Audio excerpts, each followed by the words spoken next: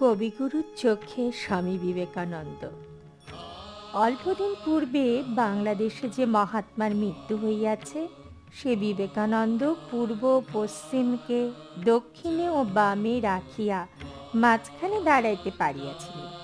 ভারতবর্ষের ইতিহাসের মধ্যে পাশ্চাত্যকে অস্বীকার করিয়া ভারতবর্ষকে সংকীর্ণ সংস্কারের মধ্যে চিরকালের জন্য সংকুচিত করা তাহার জীবনের উপদেশ নহে।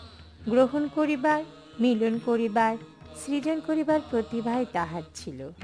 তিনি ভারতবর্ষের সাধনাকে পশ্চিমে ও পশ্চিমের সাধনাকে ভারতবর্ষে দিবার ও লইবার পথ রচনার জন্য নিজের জীবন উৎসর্গ করিয়াছিলেন। যদি তুমি ভারতকে জানতে চাও, বিবেকানন্দকে জানো। তার মধ্যে সব কিছুই ইতিবাচক, নেতিবাচক কিছু নেই। বিবেকানন্দ বলেছিলেন, প্রত্যেক মানুষের মধ্যে ব্রহ্মের শক্তি।